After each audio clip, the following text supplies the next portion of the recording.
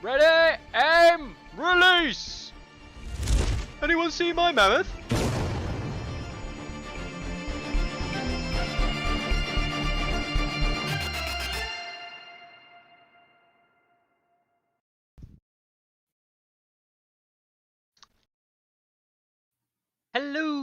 Hello. We are back Yo. for another week at the grindstone. Chris, yes, this is your favourite high sodium snack coming to you at the start of the week. Hopefully, this is the energy that gets you through the week, right? I was gonna say, I think this is a low sodium week. I think this is new healthy low sodium snacks today. This is actually quite low sodium. I have not been annoyed by anything new this week. I don't think Carlo has been annoyed by anything new this week. Strangely enough, me and Carlo haven't spoken to each other much this week, which says a lot. True. But I mean, like, not to just like dive in with the like content before it's too early, but like the fucking forums are back. Like, I mean, like seriously, biggest news that there's been in forever. Like, I don't think you can't understate how important a resource the forums coming back are. And I'm actually so happy with the way they did it that they were just like, old rulings don't matter. Bang, they're gone, right? Just clear the forum out. Cool. New rulings. Let's go. They are shooting from the hip a little bit, I think, in terms of like the actual, kind of answers that they give. Some of them came out really fast. But it's just fucking amazing that they're back. Can I just point out, and hello to everyone watching in. Loads of names I don't recognise and some names that I do. So obviously, massive shout out to all the newer people I don't recognise, and massive shout out to all the returners. It's been a while since Grant's caught this live, I think, and Joe Bats, who I've been Trash Panda Bats, right, on stats, who's been sneaking up them rankings, who I've been watching out for, playing some Starks of all things. So yeah. So the thing is here, right, is that it says in the forums, it says something along the lines of official responses can and will be posted as needed. Mass responses will be typically handed on a Friday of each week, which is at least, that's fine. I don't mind if they don't answer them immediately every day. Having a day where he gets like 3 hours to respond to stuff as like part of his schedule, part of his diary, that's kind of like how a weekly schedule might work or something like that. That's completely fine. Like, that's completely legit. I don't mind that. Yeah. And then we're like, oh, this today started at 9 to 24 a.m. and we go, huh. He's responded to this at like, I don't even know when this was, but it was today. Oh yeah, 5:40 p.m. So he's responded to it like in terms of the UK, like midday. But he's not done this on a Friday. Like, he's genuinely just keeping up to date with these. Yeah. And this might not be Michael Chanel. It might be someone might say, "Oh, they're using his account." Ah, bollocks! That just doesn't happen in these kind of things. What? Yeah, I know, right? I mean, if you know anything about Michael Chanel, I think it'd be most people would be way too scared to answer something under his name and then have like the ramifications of like, what comes about that if he's not happy with what they said. But yeah, so far, there's been rulings on loads of stuff. I haven't read loads of it myself. I do give warning to the community. I say use this well. Don't abuse what has been given here, because already I've seen like on the main Discord some people calling each other out, like, why are you going on the rules forum and complaining about balance? Like, that is like a really stupid thing to do. That's how we end up without them answering the forums anymore. This is a rules forum. It has nothing to do with balance. There aren't really places where you're allowed to go and complain about balance outside of the NRG Discord. There aren't really avenues for you to give feedback on balance, true, but this is a very particular avenue for us to get official rulings on game FAQ rule interactions, and it's very, very, very important.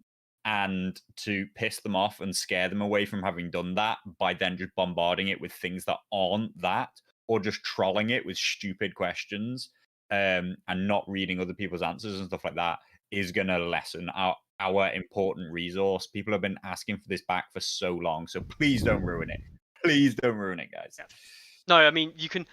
I for once, believe it or not, side with CMON on this one. Like, they brought it back to answer people's questions, but I can 100% understand if they see dumb questions or talking about balance, things that they know that they can't talk about or won't talk about. It's like going into an FAQ and then every question being like, when's the next release, when's the next release, when's the next release? When we know that they stipulate every FAQ, they can't comment on release. And now they say it at the start of every queue, oh, we can't comment on release. And people are like, oh, but why not? It's like, well, it's obviously that they can't. So yeah. Where is the forum? Where is the forum, actually? That is an interesting question. I used to have it pinned, and then I got rid of it. It's one of my actually on 100 open It's not actually tabs. on a songoficeandfire.com, right? I don't think there's a link to it from a songoficeandfire.com. You want to go to coolminiornot.com. So the company name coolminiornot.com /forums. And then you'll find it under game specific, Song of Ice and Fire, the miniatures game rules questions. Oh no, it's there. If you go to the main site, which is asoiaf.cmon.com. Sorry, I forgot that it's cmon.com, which is where you find all the articles and stuff like that. There's a link that's just called forum. There is a link to the forum. Forum takes you to the Cool Mini or Not forum, and it also takes you specifically to the song part of that forum. Yep. But yeah, I mean, we've seen lots of answers from Michael Schnall already. There are some questions which we won't go into now. Carlo hasn't read a huge number of the rulings that detailed yet. I've been trying to keep on top of them as much as I can. There are some rulings which are really interesting. I definitely recommend you reading up about how charges function, because you cannot... Oh, yeah. That one was big. You can't really delegitimize a charge, except in the circumstances where you can, because it is possible still. I think they haven't quite got their head around the fact that you can make it possible to charge. But that's interesting. That's quite an interesting one. It basically overrides this idea that's distinctly different to the way people have been playing, which is overrides this idea that you must make 50% contact in specific cases where, like something after you declared the charge meant that you could no longer complete a 50% charge. It's quite interesting. There are interesting interactions there. Interesting stuff around commanders. I know Dragonstone has been all the memes of like how it can abuse the commander unit recycling, as they have Davos to move attachments. They're loving Jack an attachment right now for 1 point to respawn their commander, and also of course Renly 2, Lord Paramount, and his ability to respawn. They're not going to take the competitive game by storm. They're not going to start winning tournaments, but I feel like it's given Baratheon players a way out of their current hole, which is at least to try something a bit stupid. I will say I played a Baratheon mirror game this morning, and I will say that Baratheon players hoping that meme is going to kind of like carry them through. It's just not. It's not that I didn't play it. I didn't play the meme, but like you win the value game anyway. Yeah. It's the tempo game you lose, and the problem is you lose the tempo game so hard that playing this kind of like super value game, but you need to spend NCU activations to do it, thus losing you more tempo. It's not gonna let you win a game that you otherwise would have lost. It's like it's a 1 in 100, like absolute like Hail Mary shot.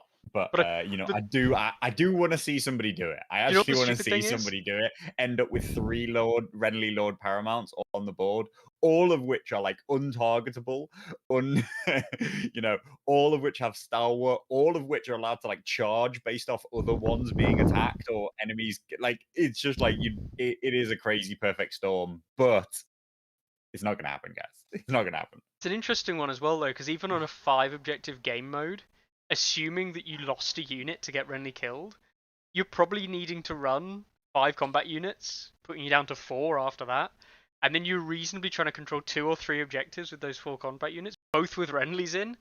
Like, By the time the meme actually completes itself, most of the time you're already in a terrible position Yeah, anyway.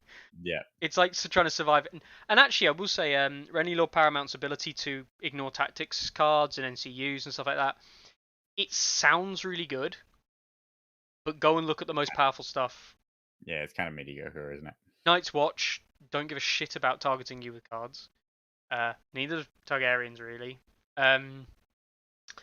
Lannisters do a little bit, so it Yeah. gives you some protection against Lannister panic stuff. Like, yeah, that's kind of useful, but that's basically it. There's some defense against free folk.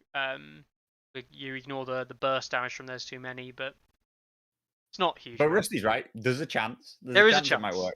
There's a chance. And you know what? In some games, probably Baratheon's best chance. That's exactly it. So go for it. Give it a go, guys. We also Have fun. Have fun. we also finally saw the ruling on giants versus bolt throwers, and it came down on the giant side, Yeah. which was something that me and Carlo discussed at length as to why it could be right or wrong. I was always on giant side, right? Yeah, you were. I'm actually, crazily enough, I'm like, hey, I called it that way, and everybody was like, nah, that's stupid. And I was like, no, like as they're written, that is how it comes out. And then we all talked about like priority of turn, priority of this. But yeah, it's just an interesting one, and I still don't think.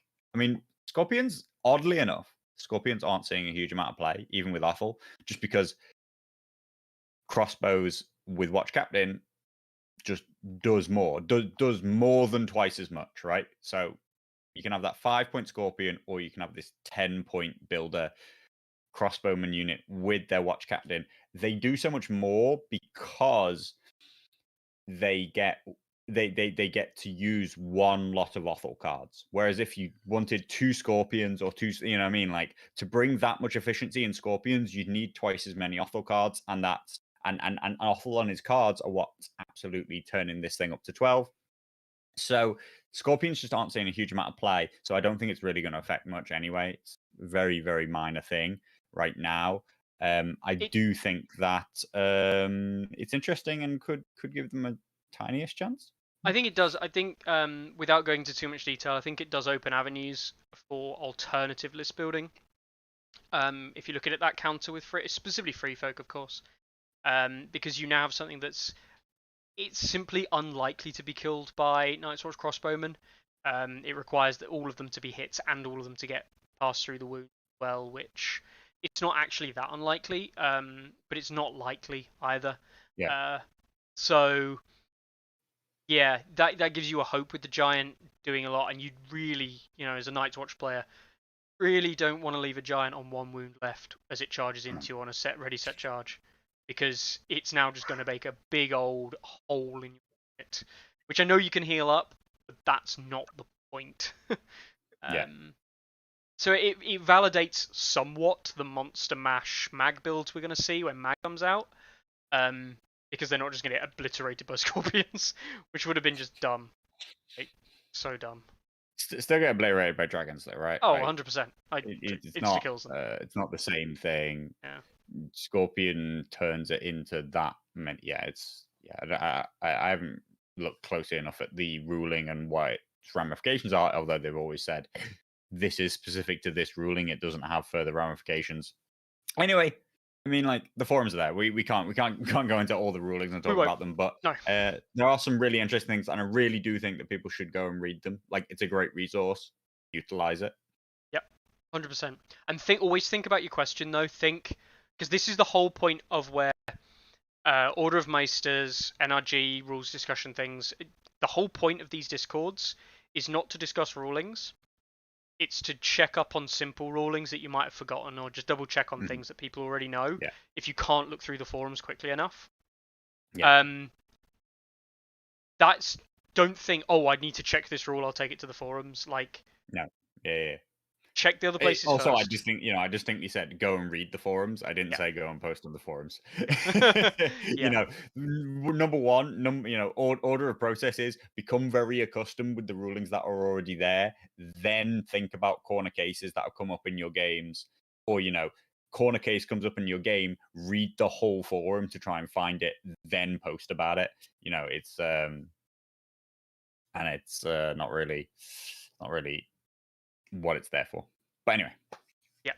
So we'll get on to other piece of news which we thought we'd mention, and a big shout out to our friends over there. But we also had last week the Sunday Slaughter podcast come out with Fabio. Now, what a revealing thumbnail you have there, Mickey. a nice pink screen. Because I've actually loaded up the video. There you go. There we go. So there's the Sunday Slaughter video on that. Do check it out. It's okay. I won't go into too much detail. Go and listen to it yourself. I always say these things. Any video, any content, go and listen to yourself. Make your own opinions. Me and Carlo have spoken to Charles and Chris about it a little bit. And you can tell it's the first interview they've done with Fabio. You can tell it's like testing the water a little bit out for Fabio and the relationship there at Sunday. It was interesting, and there are some interesting parts of it. I definitely recommend listening to it. I think the big thing for me and Carlo is that, hopefully in like a month's time, a couple of weeks' time, whatever, there'll be number 2, number 3, number 4, number 5.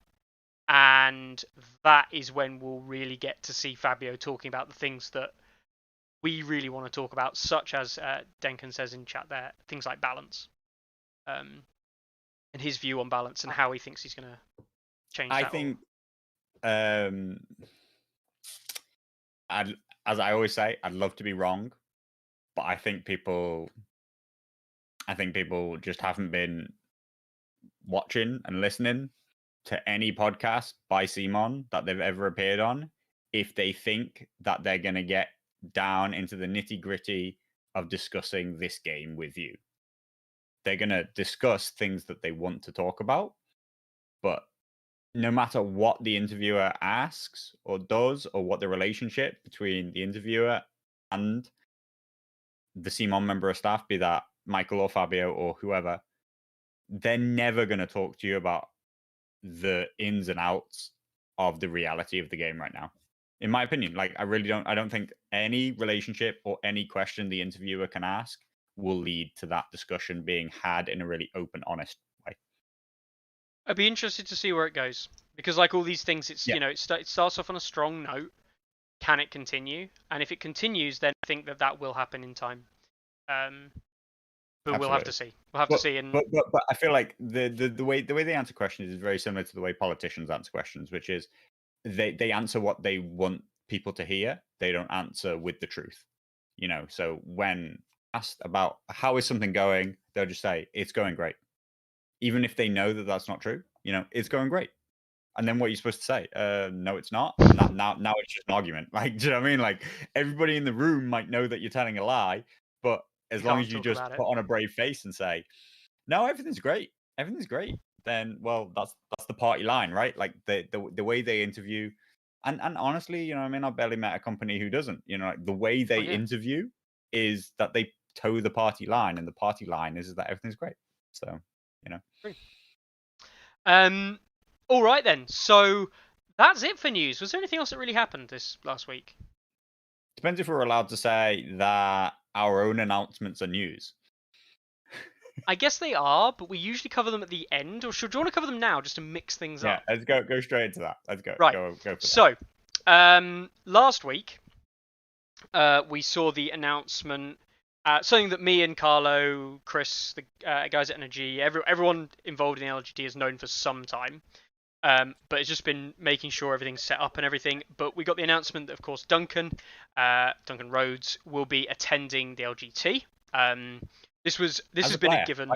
Yeah, he's been, as a player, he's been going for a while, right? I think he's been down to. Yeah, I mean he attended a tournament in Birmingham like 2 years ago. He attended a tournament in Scotland about a year ago. Even he was gonna go to the one in Scotland just before COVID, wasn't he, or just after? Yeah, well, in the middle between the first lockdown and the second lockdown, he did attend. The tournament that I managed to not attend because of COVID. A spike in our local area meant that we couldn't go. But he is a long-time song player, and I believe that it's actually I don't know. I don't know him personally enough to know exactly what his ins and outs of what he's playing are. But like Song seems to be very much at the top of the games that he chooses to play, right? Yep, So one of his favorites, I um believe. You know, yeah. from looking at his content and the way he talks about Song. In some of his videos, he says, "Oh, I really enjoy playing the game," or you know, one of my favorite. One of the ones I think he's playing like a nice Night Castle Rocket might be or something, or it might be a Dothraki. I can't remember. He's like, Well, "Oh he yeah, has he is a superb." Lannister player. He has a I believe ooh, everybody here will be like, oh, okay. I believe he plays Jamie. He plays Jamie Commander in Lannisters and always has and always will. So you know, we'll see we'll see how You he know gets on. what? If Duncan is watching this and like watching this back and thinking, "Who are these guys I'm going to be like seeing at the OGT? What are these guys? What's the crack on here?" If he plays Jamie Lannister at the OGT, I don't give a shit if he does well or not. Like that man has got kudos. He sticks with his morals and plays Yeah. what he wants to play. And as much as Even we if it's talk Jamie about, Lannister morals. yeah, I mean, like the one thing we say it time and time and time and time again, but I'll reiterate it again for comedic value. Um, we do care about competitive, but we always care about people enjoying the game and having fun. And if for somebody that means they get to roleplay Jamie Lannister for a weekend, uh, if that's what they want to do, Yeah. fine by me. Um, I mean, Decknads, that's the perfect answer, right? From a competitive player. A competitive player, is nothing wrong with it, of course. Play Jamie, but the answer is, oh, that's cute. You know what I mean? Like, oh, that's nice. Good on Fran- you, mate. Yeah. Francesco, is Jamie still seen as crap or something? Yeah, Yeah. They tried, but like he's not crap. Jamie He's just just didn't do anything. He just didn't do anything. yeah, he Like just doesn't do anything. Like he doesn't help against dragons. He doesn't help against Night's Watch, and that basically immediately makes him crap. Unfortunately, and that shouldn't be true, but it kind of is. Um, so there's Duncan. He's going to be attending. Can we talk about the prizes or not? yeah. Yes, You we know what? can. Why not? Cool. I'm gonna have to eat my own words, which is, well, for a start, you know, like we announced it a little bit. Elite Teddy posted if you've seen it and stuff like that. CMON have come back to us and said what they're now able to give the tournament, and it's loads of stuff. Like I really like genuinely, you know, like it's a ton of stuff. So everything that I've said in the past in terms of like organized play not making it outside of the US, you know, like I'm willing to say maybe I'm wrong, you know, like because this is a huge amount of prize support given by CMON to this event. Um, if you're coming to the LGT, you will be walking home with a unit box or more. Yeah. Every single entrant, 100% of entrants. I mean, like, which If this I mean gets delivered on, is yeah. ridiculous. That's crazy. That's crazy price support. Yep. So this is where, you know, I've always had that issue in the past where it's been like the US has been getting that and everybody else hasn't. If this is a sign of things to come, for everybody to be able to get this kind of level of support around the world, then fucking spot on. Do you know what I mean? Like, fine, you know, I'll say I was completely wrong. Organized play is amazing and it's working as it should be. Yep. I hope that other people can also get the same kind of response. I will say though, is you know I'm not privy to the whole conversations. I'm not privy to everything going on, but it was Robert, who's turned around and actually done this. It's communications with Robert Fulkerson, who Mhm. people may or may not know. He is heading up the organized play department at the moment, and he's been very active on like Facebook, saying, "Talk to me, talk to me, talk to me." If people want organized play, but he was always very like saying that you know we can't do certain things in certain areas. And he really has just turned this one around and said, right, well, this is clearly a big event. We said we were going to support it yonks ago. Let's actually do that. Um, so yeah, huge actually amount of respect to Robert there. And again, you know, pulling the right strings at CMON to get that kind of stuff sorted. Again, if they deliver on what they've said, attending the GT will probably, depending on what happens, not cost you as much as you think it would cost you. It will end up being a almost profitable venture for some people, I think. Certainly if you do really well at the event. Um, Yeah, and For Ben, Ben, yeah, there will be a wooden spoon. Yeah, it will go away with more prizes, more prizes than your average finisher. Because uh, specifically though, like I'm a bit anal about it. The wooden spoon will be the person who comes bottom having played and finished 6 games. yes. I personally, I personally am not giving wooden spoon to somebody who started resigning their games. That's not how it goes. You turned up to play games, get rewarded for playing 6 good games but losing. Fine, absolutely great. You don't get rewarded for going halfway through your game and being like, I'm done, I'm bored, and like taking the victory away from your opponent. So come to the GT, play your games out, have fun, enjoy everything, even if you're losing, and know that you're leading yourself towards a huge prize pool as you do it. I will say as well, if you think the game is genuinely over, but you don't want to, yeah, you want to resign, but you don't want to resign, if you know what I mean, like you don't want the game to go on, really, there's no point, whatever. Play it out, but literally just like say I'm gonna do this, I'm gonna do that. Just play it out really quickly. It won't take long to play a game out. It really doesn't in Song. Me and Yeah. Carlo have played a round and a half in about 10 minutes. I want to say when we've just played it out quickly to get a rough score of what would go on. Like it's fully possible. Um, but yeah. So if you don't play all 6 games, if you resign your games, you will not be eligible for the Wooden Spoon prize. Make that nice and clear beforehand so people are aware. Um, yeah, so Duncan's going to be there. He's going to be there judging the painting competition and things like that. Can we mention the prizes he's giving or that are given out? Yeah, I'm Yep. pretty sure. Yeah, So why not? I don't know exactly. We don't know. I don't know the painting sections yet, but I'm guessing we're going to have best unit, best There are loads. I can't even remember army, them and off. something else. There's best army. There's best in various different size categories. I think there's at least 4 different painting categories. Yeah. Duncan will be not necessarily be judging them all, but he will be judging at least one of the categories. It's not all 100% decided, but I believe he'll be picking best army. Yeah. Yeah, definitely. And then he is sponsoring the event in terms of you will be able to. Some people will come away with free subscriptions to the Duncan Rhodes Painting Academy, which is really brilliant. So there's a ton of really good stuff on there. Some song stuff, loads of 40k stuff, loads of Games Workshop stuff, just loads of tips and tricks to really improving your painting. So yeah, really, really, really good prices. Yeah. I mean, that and you never know. You might be able to pick a tip or two up from him when he's judging or when you're talking to him during a game or whatever. Post game, the fact he's going to be there is going to be good enough anyway. So yeah, get your armies painted, guys. Even if they're not like the most amazing thing Mickey? you've ever seen. Yo, whoa. Where did I put them? Just for you, Carlo. Just for you. I have now. They're not based, so forgive me.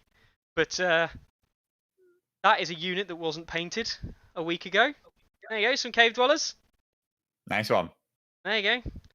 That's a Cool. unit that I probably am not taking to the GT. Yeah, I was about painted. to say, are you fielding them? Probably not. Probably not. You might wanna roughly pick some lists and then paint those. Otherwise, you're never gonna get there. I'll just do it all the week beforehand, mate.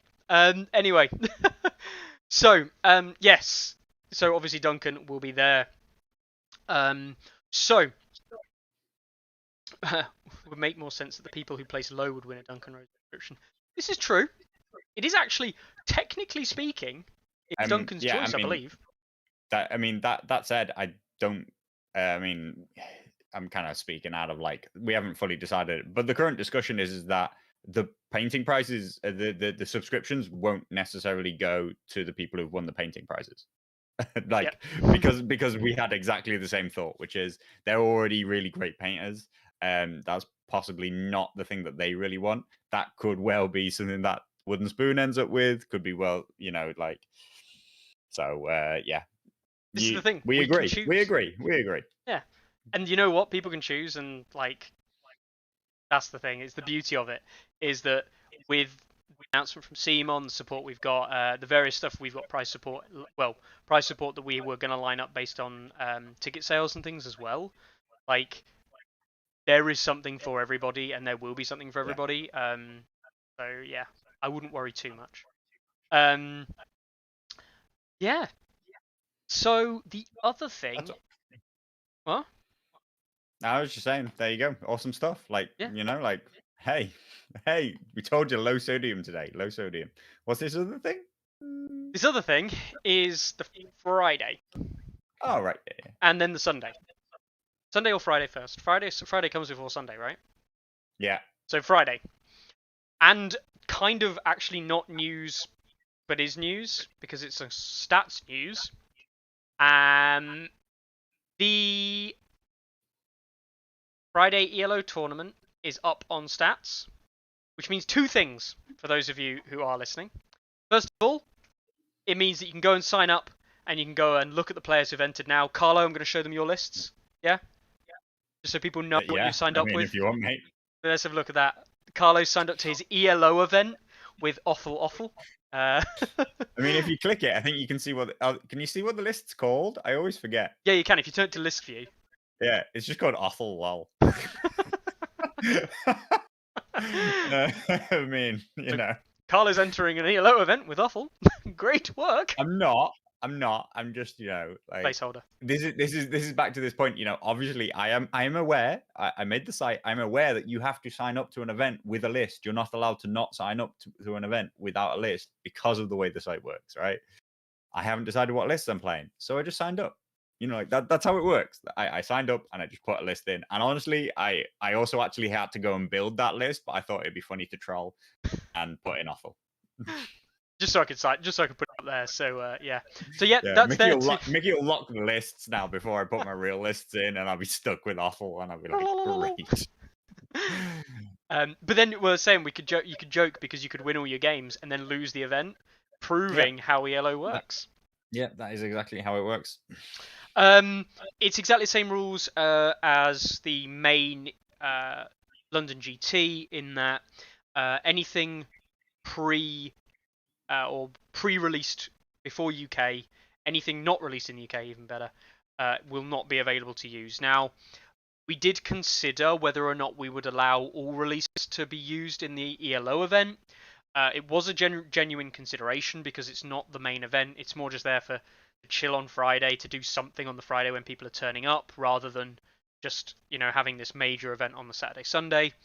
But the reason that we went for same releases is, first of all, it limits the amount you need to carry. You're not carrying extra units down, which for some people might be a thing.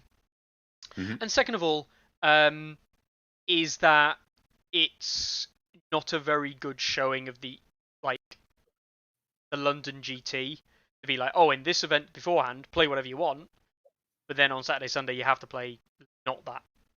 Yeah. Makes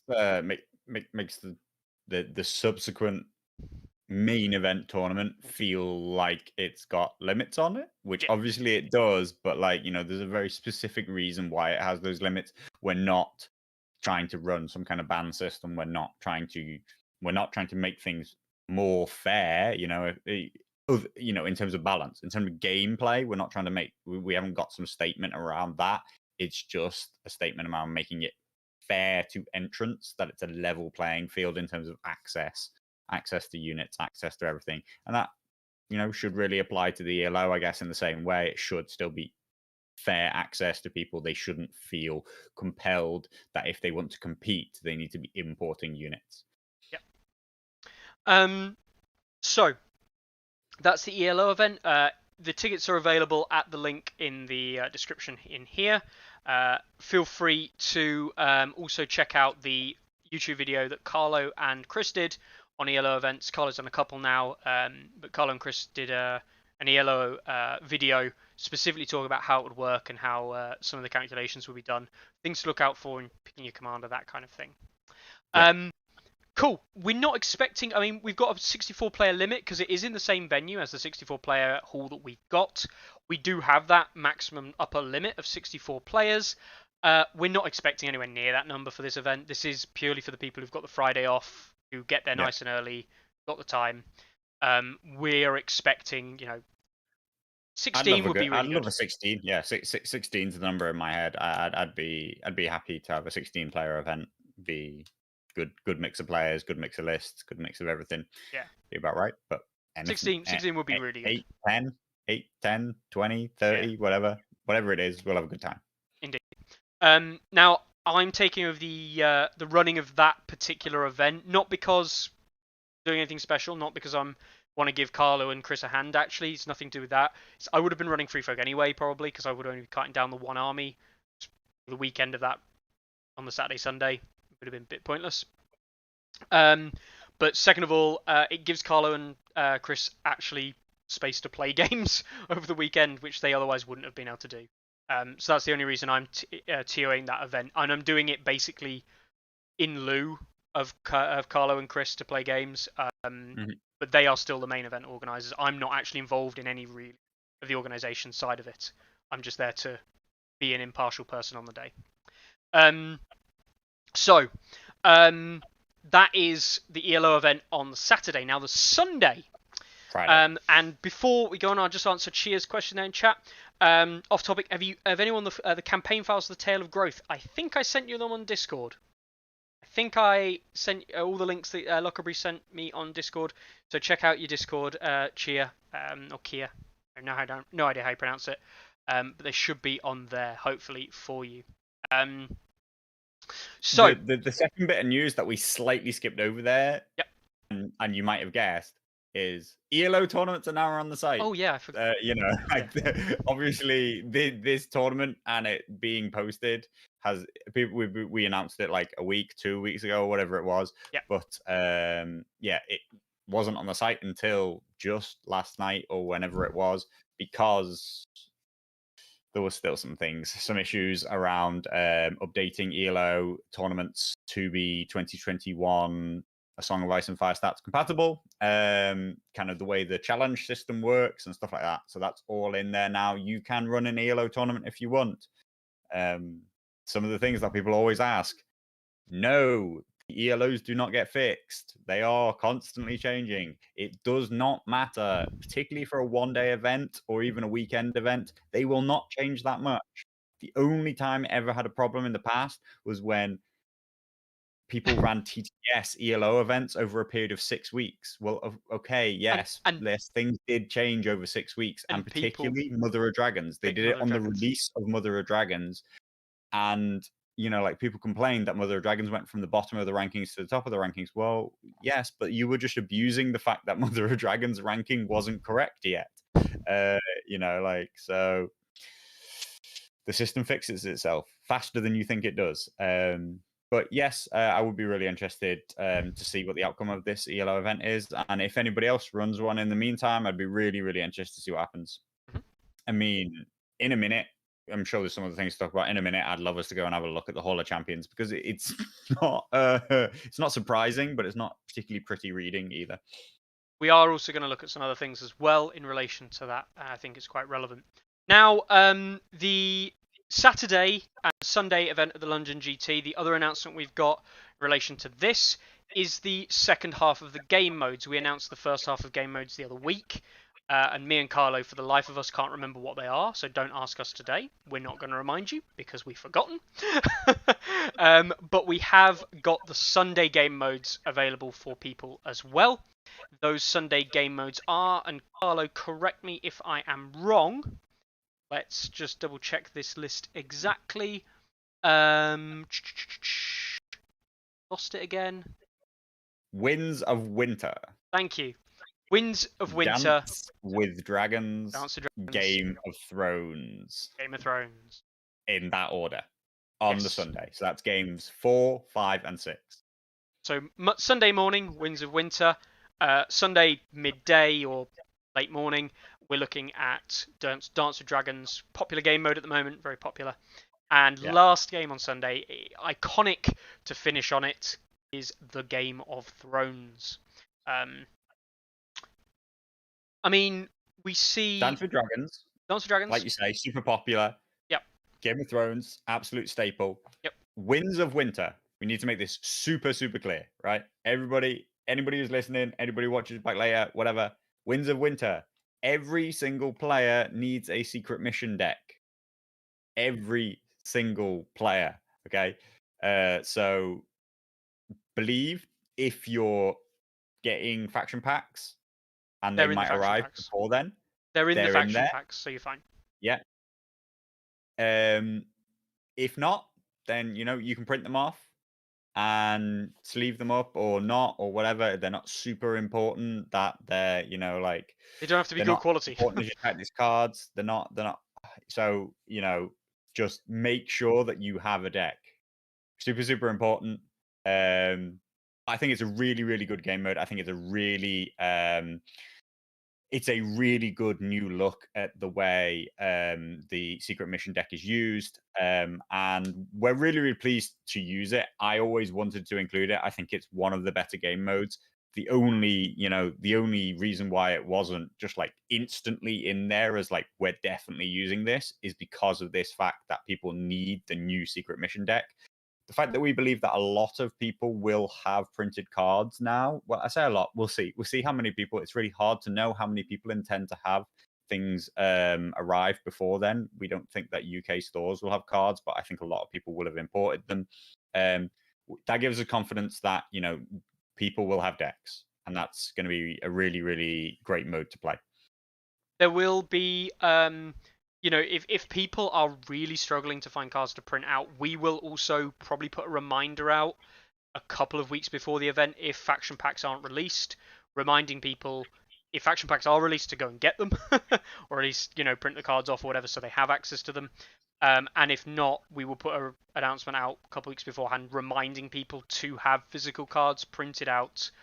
We can provide links if need be. Most of them are on the forum, on the CMON website anyway, so we'll just link you to that. But, we will make sure that we communicate this effectively with everybody. But we have already said, you need to print this stuff off if faction packs aren't out. Where can they be imported from, then? Last week we touched on this. Technically nowhere. Technically maybe in start of next week. A place called Anytime Wargames. Potentially at the start of next week, they might be arriving. They might also be arriving in the that's UK. Not the only site as well. I've been shown some other sites. I really don't know. I was told a little bit like don't share this. So I was like, okay. Like pretty sure it's your shop trying to sell stuff, but like I don't know if somebody's told you not to share it or what. But somebody let me know that there are other places with the faction pack. But let's just say Anytime Wargames isn't the only place selling them.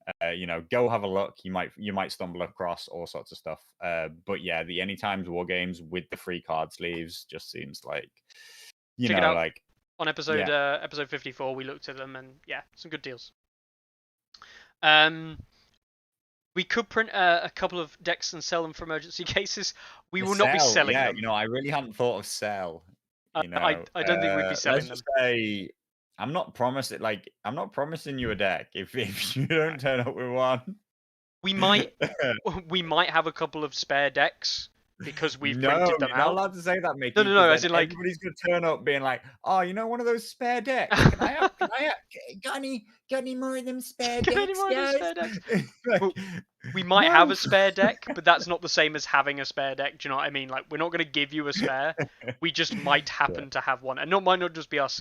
Other players might happen to have them. Yeah. We're not going with the intention of having them. But yeah.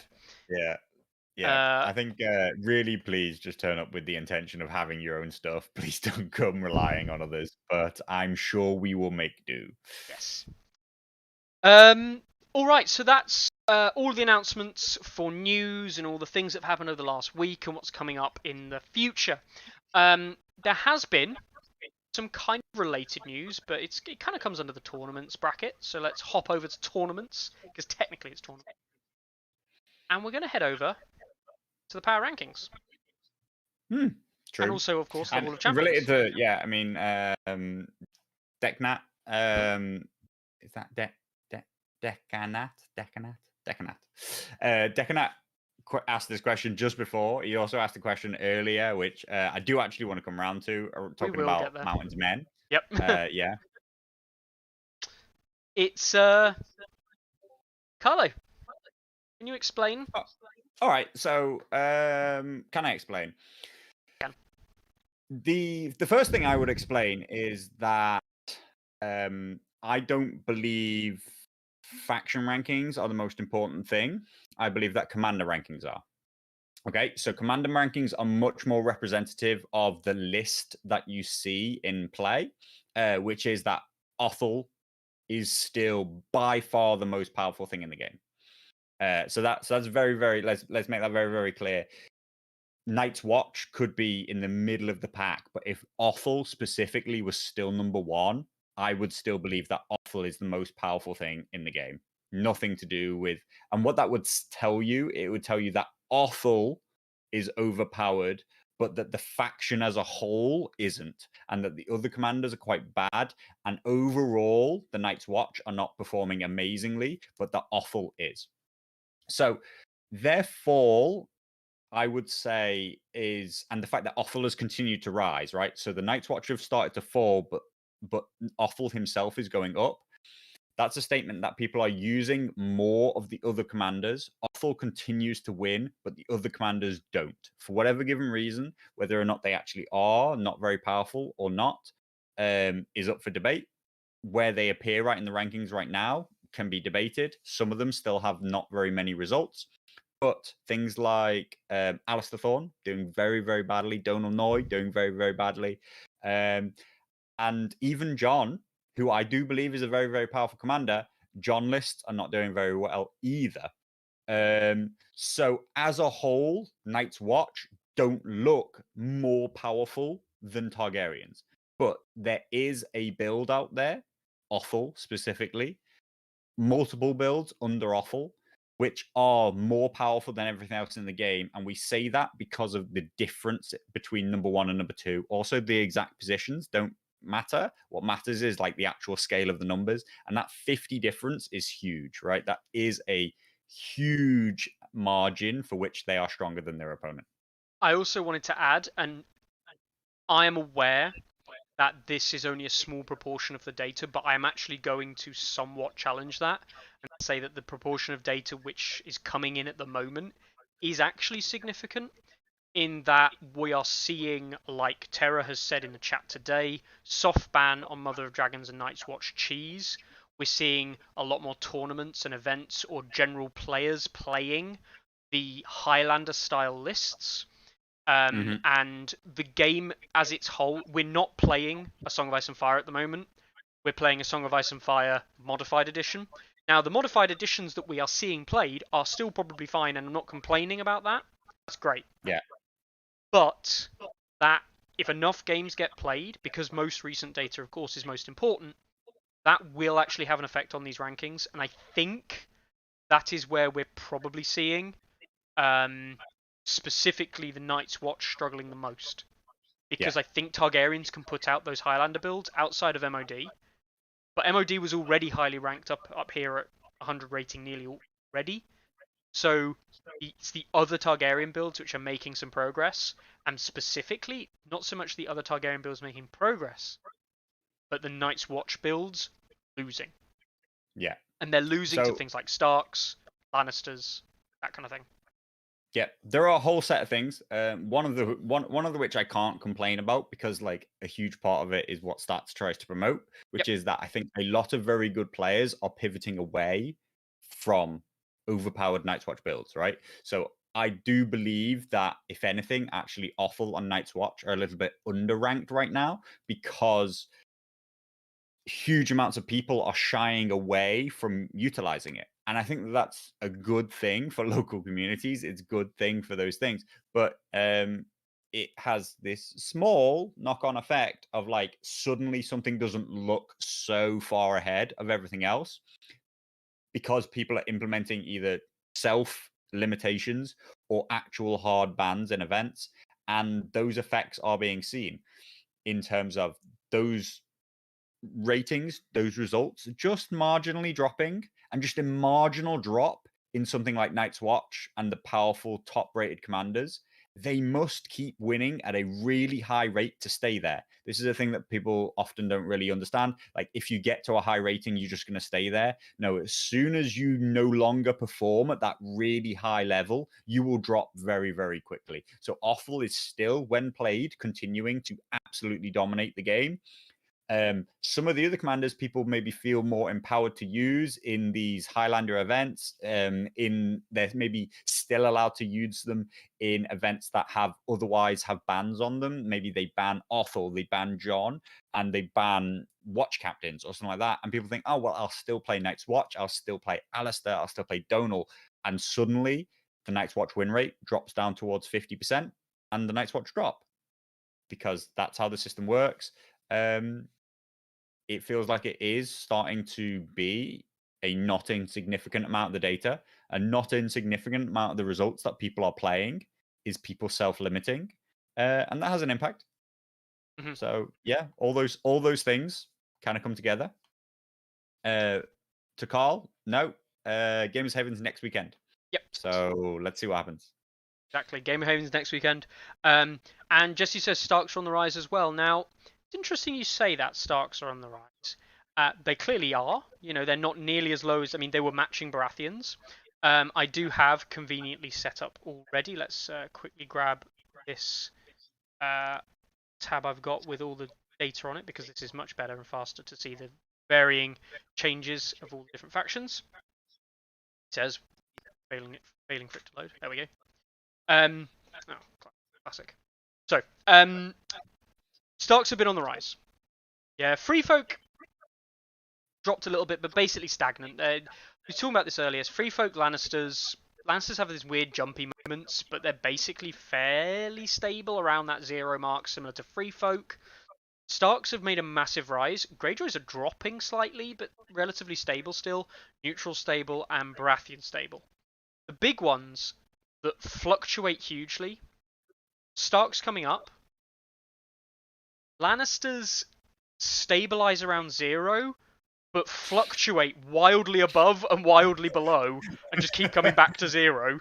Yeah. And Targaryens have actually fluctuated upwards at a trend almost continuously now for a month, right? What do you think about all of that, Carlo? What would you say?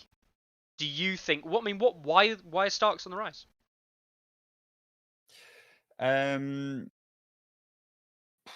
It's many faceted. Of course it is. So I believe that there's a power struggle. I believe there's a power struggle at the top, and I believe that it involves Night's Watch, Targaryens, and Lannisters. Yep. Which people might be like, Carlo, have you not seen the Lannister rating? But I believe that actually, let's start that again. It involves Targaryens and it involves Night's Watch. Okay.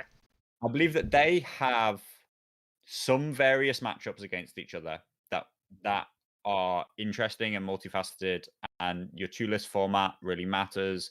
I think that the Night's Watch have the upper hand in that myself, but that is those factions can kind of play with each other, I do believe. In amongst the next group of factions, which I think is Lannisters, Free Folk, Greyjoys, and Starks, those factions can all put out a list which can beat one of Mother of Dragons or Night's Watch. I don't believe that any of those factions can reliably beat both. So I believe that Free Folk can do quite well against Mother of Dragons. I believe that Greyjoys can do quite well against Mother of Dragons. I believe that Lannisters, and because of Hardened spam, Starks and Lannisters can do well against Night's Watch. But those same things, when you flip them over, are worthless against Mother of Dragons, and those same aggressive things that killed Mother of Dragons are worthless against Night's Watch. Because Mother of Dragons requires you to have lots of movement and lots of spike damage to get through the dragons, and their low wounds, high impact healing of Tycho Illyrium, Illyrio. Apatis, Tycho. What you actually need to come in is you need to come in and one-shot a dragon. That's kind of the way a Mother of Dragons game works. But against the Night's Watch, you're never going to one-shot a dragon, one-shot a unit. What you have to do is you have to play to defend, and you have to play for harden spam, because that's the only way that you can survive the sheer numerous damage output that they put out. I still don't even believe that any of those factions have like a significantly favorable matchup into those things, but they can all build a list which can beat one or the other. But they only beat one or the other, in my opinion, and that's why they're all way off the pace. In a given tournament, if you're only going to face one or the other, I think you can bring those factions and win the event. And as Tara pointed out, I mean, I actually just don't believe that Baratheons and neutrals, when they're playing against those two factions, played like well, good lists, top tier lists. I don't think that I personally I write off Baratheons and neutrals. You can't win those games. I They think play great into the others, but they can't win those games. I think there's been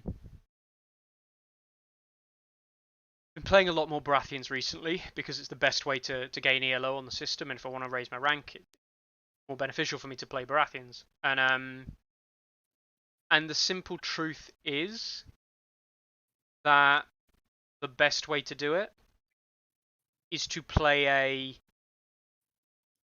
kind of controlled aggressive manner in a hope of creating a grind that you might win. If you can't turn the game into a grind in any way, shape, or form, you simply won't win, because you will be out-tempoed by your opponent. You need to make it a value game, and if you can make it a value game, you can probably win that, because you do have some of the best value tools in the game. The problem is you can't make a value game against Mother of Dragons. That just doesn't work. You have one play, and it's called Final Strike. That's it. Your opponent has Barristan Selmy. You don't have that play. So it immediately makes the game a lot harder against Mother of Dragons. Yeah. And you can't turn Night's Watch into a grind game that you're going to win. Because the Night's Watch grind you down, they are but the kings of grind. You never grind them down. But now with the change, so Jack and Copy's Mel and that whole thing with the FAQ, there is opportunity for like Axel or Stannis side builds to do these kind of like burst panics on the conscripts to try and melt them all away, and then to try and run through and try and kill the crossbowmen when the healing batteries are dead. But I mean, you're grasping at straws. Just keep doing Mel Jacking. It's the only. Yeah, I do genuinely believe once you've killed the conscripts off, there might be opportunity to do it. But yeah, what are you going to use to do it? Probably just. I can't believe that conscripts got given 7 morale. I'm just like. Hey, I mean, Raiders have got 7 morale before. I mean, yeah. Anyway, so the question was about are Starks doing well? The rise of Starks. As you can see, it is roughly, like not wildly different, but it's about as high as Starks have been in a very long time. They were there back in early July. They were there a month ago. Will they stay is the big question. I do believe that people have been getting better with Starks. For a long time, I've been saying that Starks have a couple of specific builds, which I think those builds put them right where they are right now, maybe a little bit higher, basically 0. They can play with other people. It involves a lot of hardened. Hardened is just the keyword this edition. It's your only out against Night's Watch. But it's just a great keyword against so many factions, right? It's just a brilliant keyword. You forgot Warcry as well. Good access to Warcry through the She-Bears, stuff like that. They're just reeling from having gone from the faction that can put anything on the table to the faction that now has some of the most constrained list building. Like, they have to meet certain archetypes really hard. They've gone from having a deck which does everything to a deck that only really does one thing, which is sacrifice for damage, which they do play into that well, but so I am I'm happy with where Starks are. I do actually believe that Starks are a viable faction. I think that I think it's they'll drop optimistic again. to think they continue to go any higher. Like, they really don't.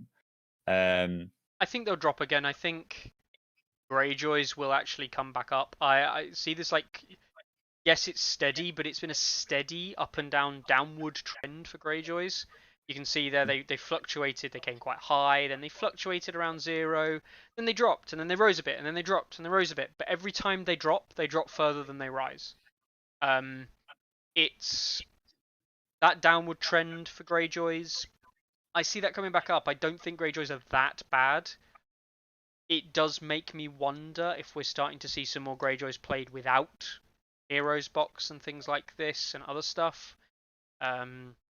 Or people Could are be telling of I don't think that the Greyjoys will do very well at the LGT. Right. Because as things stand, they're not going to have hero box. They're not even going to have iron makers. They're not going to have trappers, right? Like, and that's actually that's a really difficult set of things to play with. So we'll see. That the LGT, depending on how many people enter with them, could be quite painful to their ranking. Also, I can see that Theon and Euron have been playing a lot more games as well. Their rating there is now significantly lower than the rest of the Greyjoy faction there. I mean, Euron's -30, which is double the negatives of anyone else. Theon not too far behind. Suggests that people are playing the kind of like off centerpiece builds. Again, could we look at the likes of Highlander lists and Highlander list building, which is actually negatively impacting Greyjoys in that sense, where they do want to run mass bowmen or mass reavers to get the job done. So yeah. Um, So that was a huge roundabout thing about why Night's Watcher are in second place right now, yeah. which is they still have the most powerful build in the game. Current data suggests that they don't necessarily have the most powerful set of units and deck, right? Actually, that the Targaryen deck and units could actually be more powerful as an average, but there's no one specific combo that the Targaryens can put out that outrates them. Nothing comes close to Othel currently, and I don't think that's wildly wrong. To the other question, which was way ages ago, by Decanat, Yeah. are Mountain's Men actually the worst unit in the game? I would propose that Mountain's Men are possibly the worst unit in the game when you consider what else you could have bought within the same faction. And that is very largely what unit rankings are suggesting. They're suggesting, like, within my faction, how much impact do I have on the game? And within Lannisters, you can almost exclusively, without any doubt, spend 6 points better. I'd actually probably rather have crossbows. Honestly, genuinely, I'd rather have crossbows.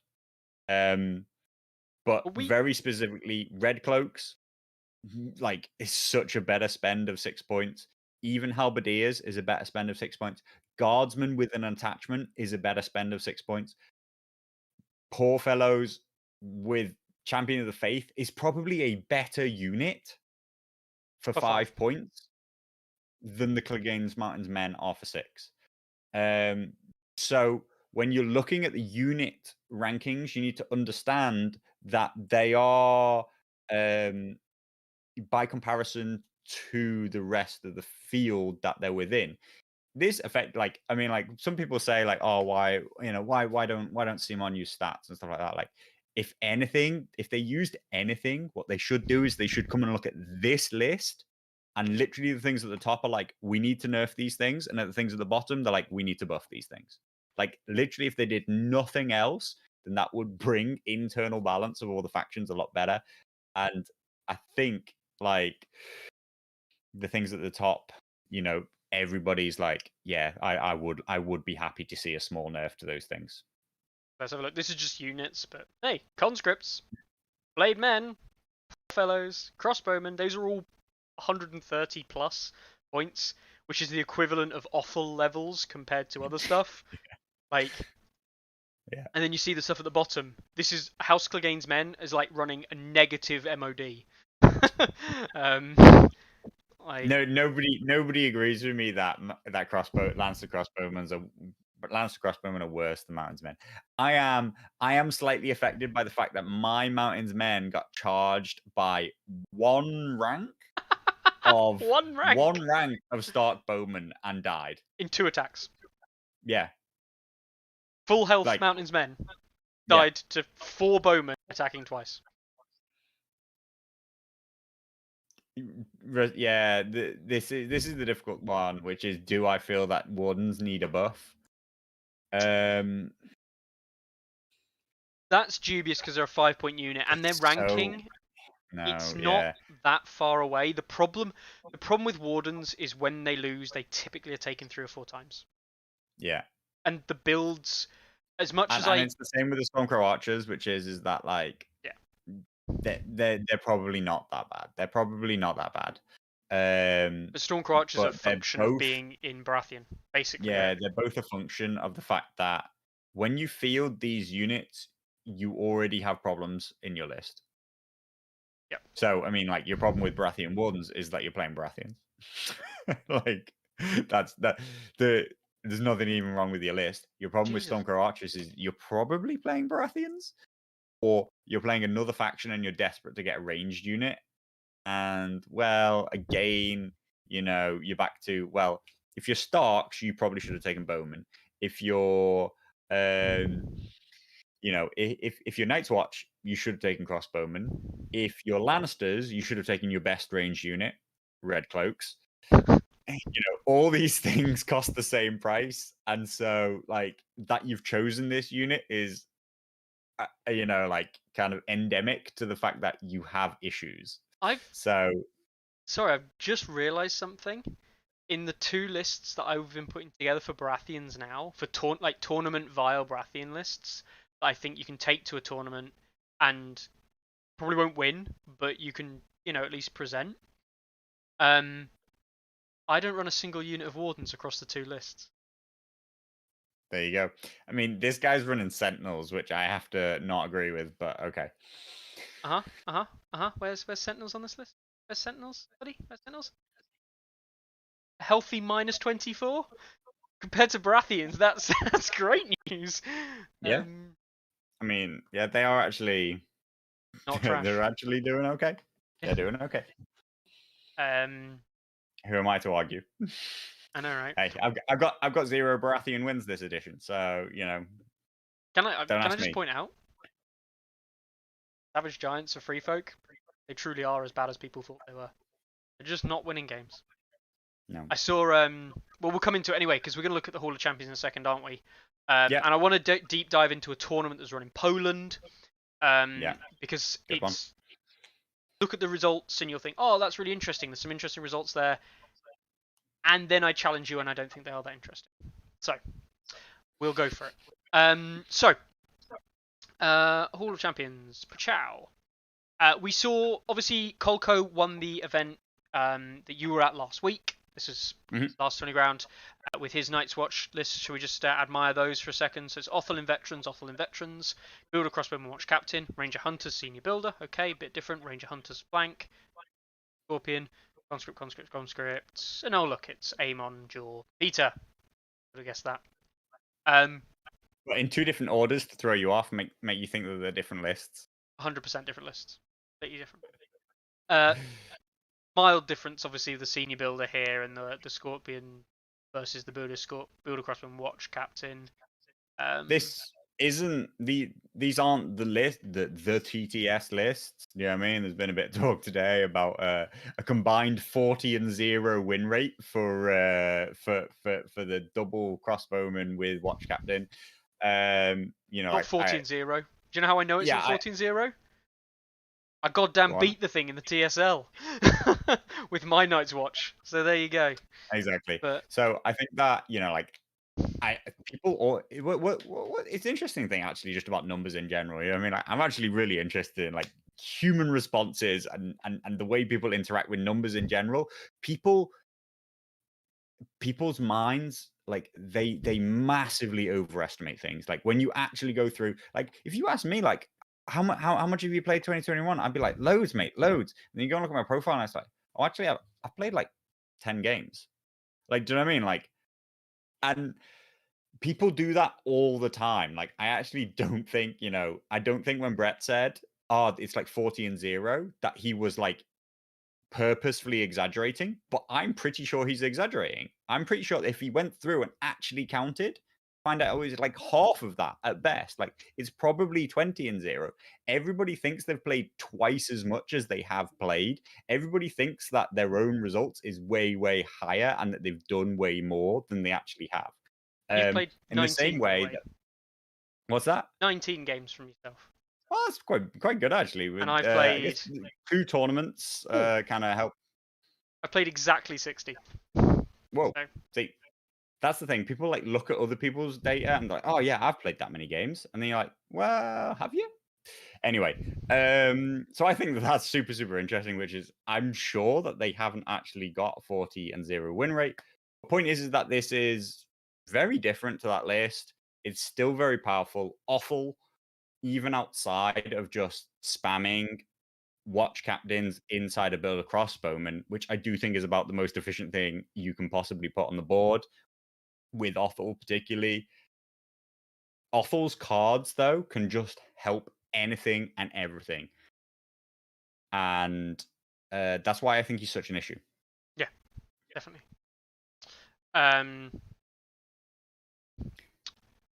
Before we move on from to talk on about the Polish tournament, if we just minimize and look at the whole look at the whole Hall of Champions.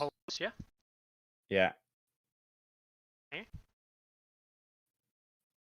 I think that when people talk about like this is so pretty much one of those events is on TTS. The only the one, the lockdown SmackDown TTS. That's the only TTS event in there. Can we just take a second and say it's kind of not? And when I mean, say it's a local, it's an Australian localish tournament, but it was run on TTS. It's run on TTS, but 8 of the players, well, all 8 of them that were played in the event are Australian and basically know each other physically anyway. So, you know. So they are effectively all local tournaments. What this is showing is what's happening at local events. Like when people tell me that Night's Watch aren't a problem at a local level, that's not true. Just look at the badges on the right. Night's Watch have won 7 events of 11. Specifically, I believe that Othel's won 6 of them. But wait a second, it actually gets worse.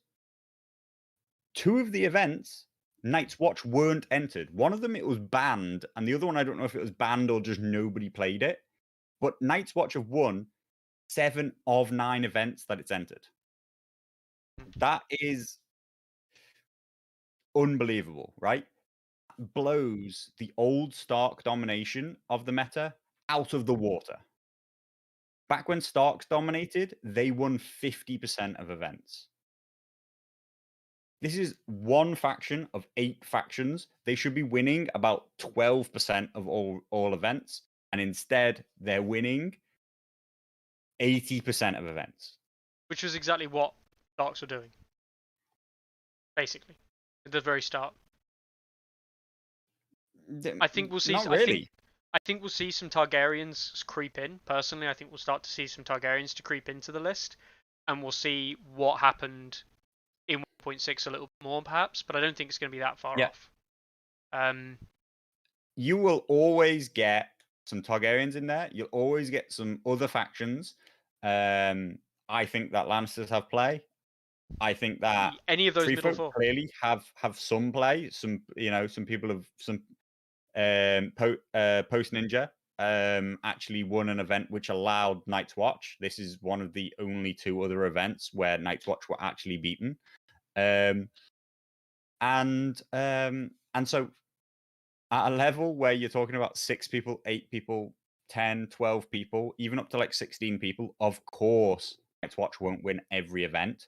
But like really, really, really like the level that they're dominating the Hall of Champions is pretty crazy. I do hope actually crazily enough. So Bob won his game today. Bob is the only Night's Watch player still unbeaten in NRG2, partly because Night's Watch keeps getting mirrored and knocking each other out. Yep. I hope that Night's Watch wins NRG2 just because I think people will be like, see, it's beatable if like they don't win it. Even though the only people in the hunt right now are basically Night's Watch and Mother of Dragons, which, well, like, if Mother of Dragons beats them, then it's like, well, so what? Do you know what I mean? Like, Mother of Dragons beat them. Carl Custom makes a good point. In the finish event, Hesa Cup, there were no offals. There was no offal list. So we are yet. Somebody running Astathorn. Yeah, he didn't run him. Timu didn't run Alistair. He only actually played John. So yeah. And he lost in the first It's like round. a certain Free Folk. Lannister is the only person who's ever beaten Offal then. In a tournament, in a tournament setting. Actually, that's not true. To win a tournament, yeah. To win a tournament, yeah. On the site. Yes, I think. I don't think anyone else has actually beaten Offal. This had no Night's Watch. no Night's Watch players. And the actual one I wanted to look at was this Polish event here. This is the obviously after the Kolko's win last week. This happened over the weekend. This weekend just gone. There were some posts put up on the main Facebook group, I think, regarding this Polish event. And look at it. See, Offal and Hunters, Watch Captain, Builder Crossbowman, Conscript Senior Builder, Scorpion and Scorpion Mod, with Conscript Offal, Ranger Hunter John, which is interesting, Builder Hunter, Builder Crossbowman, Watch Captain Ghost, Corin, Jaw, Aemon, Jaw, Peter. Someone using the Corin sacrifice ability with the Now His Watch has ended on the units to generate a huge number of extra actions. Which is a interaction that I spoke about at the Visions, 8 months ago now, and said, look, this is a thing that you can do. And now people answer it in the forums. They're like, oh yeah, it's a thing. And people are like, oh, this is new broken tech. It's not new. It's not broken. It has a cost to it. I think it's actually one of the least powerful things that Night's Watch can do, because you can do something similar. And I've done it. Trust me when I say I've done this. You can kill your own conscripts to then generate Now His Watch has ended value. Same thing. Yeah. Which is insane, because you even get the activation. It's generally better than giving up the NCU, particularly as the conscripts have already, like given up tons of healing and stuff like that, and kind of sucked units in. Yeah, and I do want to say though, I think that Corin is probably one of the best anti-Night's Watch units. Yeah, being no able actions. to shut down your opponent's crossbowman with a watch captain for like a turn, while you either just go and do other stuff or blow that unit up, is very important, very useful, and probably a worthwhile sacrifice. All these people who are running these lists without him and are like, oh, look how much I win. It's like, well, you're doing that thing where you're basically sort of like you're gatekeeping the other 7 factions, the loss of like, well, you're not actually trying to win the event though, are you? Because you're not bringing the best anti-Night's Watch, and you're going to have to kill some Night's Watch. You're going to have to beat a Night's Watch winner to play. Stop trying to build your faction to just like dunk on stuff which is shit anyway. Like, why do people keep building factions that like just dunk on crap stuff? Like, you can beat them anyway. Like if you're doing that, it's because you don't have the confidence that you're a good enough player to just beat those factions anyway. Like anybody who techs to beat Baratheons, probably needs to like I think Needs to some factions reprioritize. actually do. Ironically, I think some factions do because certain stuff is a nightmare to deal with. But for some factions, specifically, I think neutrals might have to tech against Baratheons. Free folk Okay, don't if you're really. looking to come, second to bottom as opposed to bottom. I think Starks have to tech against Baratheons, ironically. Quite heavily. But yeah, I think most other people don't. Yeah. The skin changing one's a hard one. There's an easier answer, which is Watch Captain. Would it be balanced if you could only use his order for melee attacks? Depends what you mean by only use his order for melee attacks. As long as he still has the maneuver, he is unbalanced. As long as Relentless allows the maneuver and exists within something that has the Ranger Hunters, has an army with such crazy efficiency that just putting something into range or into a flank is in an army that can field 9 activations without breaking a sweat and still have the most powerful units on the board. No, he's not balanced. It's not just a range problem. The skin changer question is something that it's not skin changers. And by that I mean skin changers themselves are not going to drive free folk up. It's a somewhat subject to build kind of thing. And I looked into this actually. Someone asked exactly this question on the main Discord, and I looked into it. And I went through and manually counted all of the lists with skin changes in. I manually counted them and tried to build a conclusion as to why skin changes are quite good. I looked at the lists, and the first thing I found was I think it was like there were about 48, 50 lists. I think it came to, or it might have been more. I can't remember. That had skin changes in.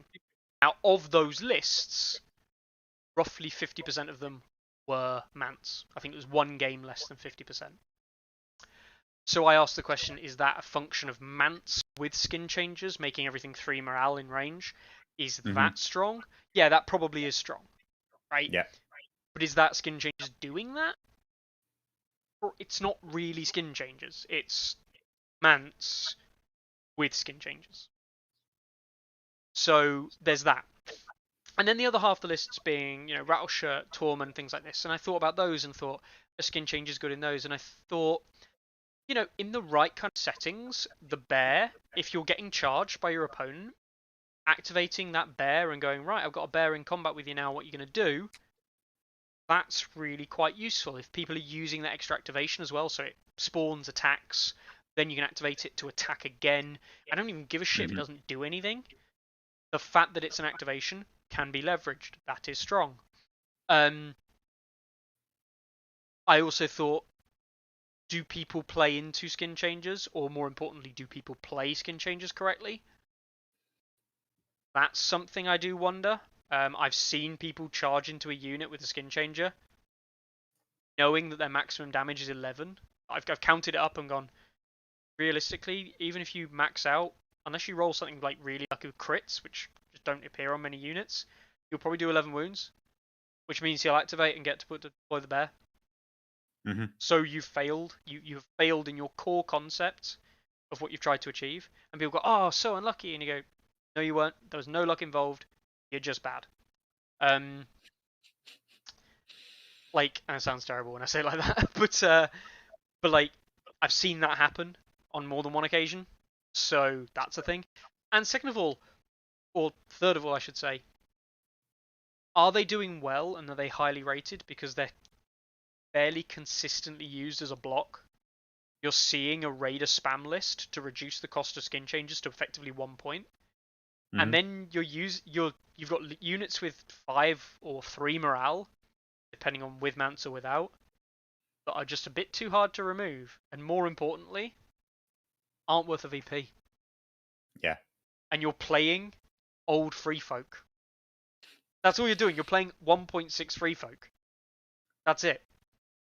You've just got the morale is what's keeping you alive, rather than what used to be the case of anything that didn't roll 8 dice and you crit fail the panic wouldn't kill you in one shot.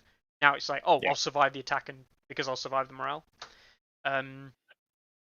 So yeah, I think a lot of those combinations come in. Does that mean I think skin changes are bad? No. Do I think they're overrated? No. But do I think that explains why skin changes are probably pretty good? I think it does. But notice he's not willing to say that skin changes are good. I didn't say that. I didn't say that. I think they're not. He avoided the question like a CMON interviewee. I'm explaining why I think they're working. I think that's better than saying they're good or bad. Yeah, that's and true. make your own mind up as, because I don't personally like them. I personally don't like using them. I might include one or two in the lists now, but we'll see. That was a long rant. I'm sorry. Yeah. And on that note, I did actually want to look at this event, right? To this Polish event. Hey, so to Poland. This Polish event. It was run by I'm not even going to try and get his full name right. I'm just going to go in Woj Saz. Running double awful like we saw. And what was interesting, I might be butchering this, but is that not Voy? W is a V, and I think J might be pronounced more like a Y. Isn't this his name's Wojciech, I believe? Yeah. Full name. So that's Voy something. Saz. Not. Sir. Yeah. That's Wojciech. Wojciech Sa. You'll actually probably know Wojciech. He posts a lot on the main Facebook group, and I believe he goes under the name of Sazin or something like that on the Discord. But yeah, he ran Night's Watch. We saw a bunch of players there with 2 wins and 1 loss, quite a few of them.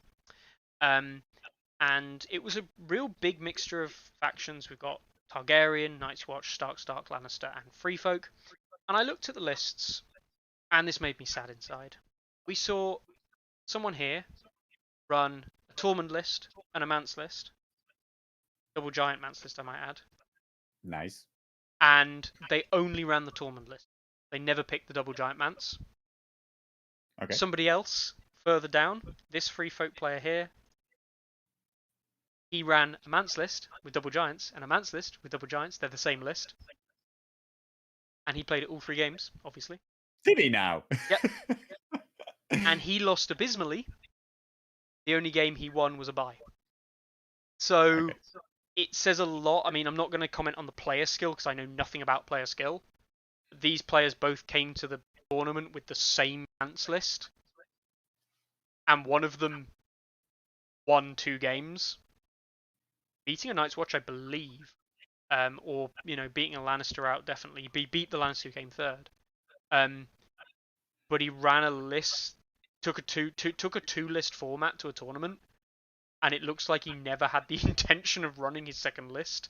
And the people who did run his second list completely capitulated. Now he might be a worse player, but there's a lot to say there. I don't think that's crazy over a three game tournament. Probably not. I've turned up to a tournament like multiple times, actually. Genuinely multiple times I've turned up to a tournament with 2 lists, which I believe are completely 2 lists. And then I just play one of them. And just because of the matchup, every single time. I went to Sterling, I took a Gregor list, and I took a Tyrion list. I played Tyrion all 3 games. Not because I ever intended to do that. Oh, no, 3 What's games. that? I thought there were 4 games at Sterling. No, it was a 3-game tournament, and I just played Tyrion. First game, Starks. I was, which way do I go? Went with Tyrion. Then I just got Night's Watch. And I was like, well, this Tyrion list is my anti-Night's Watch list. Bang, here it goes. Tyrion. So that's the thing. You played the same faction twice, and it just so happens the 3rd faction was in there. It's, again, we saw him playing into Lannister, Stark. Like, it feels that people are making a list for a specific reason, but aren't encountering that specific reason enough to warrant playing it. And True. The problem is you're never going to win an event with one list. Unless you are truly either much better than all your opponents you play, or you're running a good faction like Night's Watch or Targaryens, right? You're simply never going to win an event with one list in outside of those situations, because what you're saying is that one list is so good on its own into basically any matchup that you could face that you don't need a second. And if your list is that good on its own, then that's a problem. Like, that is actually a problem. True. You know, you are either winning those games because of skill, which that's actually a bigger kudos to you as a player. You know, that's fine. You are more skilled than your opponents. That's a reasonable reason to win. Or you're playing a list which is nuts, which we see with the awful list. So yeah, because someone So told me this about was a this. big thing that you wanted to say, that giants are crap. Is No, that what you're saying? no, because someone asked, why do we have the two list format the other day? All right. And I had to think about why. I mean, And I know it's because it's in the rules. But why is it two list? Why is it not three list? Why is it not just one list? And I had to justify why one list format is a terrible idea. And I then looked at tournaments like this one over the weekend and were like, a lot of people just play one list tournaments, don't they? it feels. I mean, I'm gonna take a wild punt here that Mance is the same list. That Rob is the same list. John in the middle, same list. Belwas, same list. Yep. The Belwas Yeah. is. The Mance in that one definitely is. This Rob, Greywind Stark, Berserker Outrage. And look, I understand that there's they are loads different. of things. The Rob lists are mildly different. The John lists mildly different. So the thing to note there is are mildly different as well. that those lists where they're running the same commander with the same list are almost exclusively in the bottom half of the table. You know, like when you run one list, you are seriously handicapping yourself. Yeah. Even if here's the actual crazy thing. I think you're way improved if you just bring two different lists and you still only play one of them. With the intention Just of never playing one of them. showing your opponent two different lists and making them think that you might play this or you might play this can change what they pick. If you turn up, the thing. I mean, like, I hate it and I love it. I love it because it's like, well, this is going to be an easy game. But I hate it because I'm like, what the fuck are you doing? Like, why? It's like, do you understand nothing about this game? I love and hate when I turn up to a tournament and my opponent's like, oh, like, yeah, like, well, what are you gonna pick? I'm like, well, we do it in secret. And he's like, all right, I'm just gonna play this.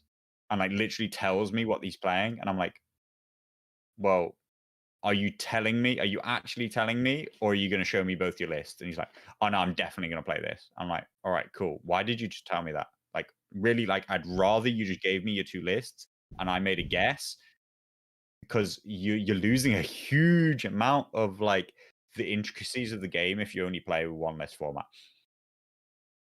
It's the way the game's played and something that you just have to learn, guys. Like, one list in this game is totally different than playing the two list format. Yeah. Even if you don't have the models, just bluff.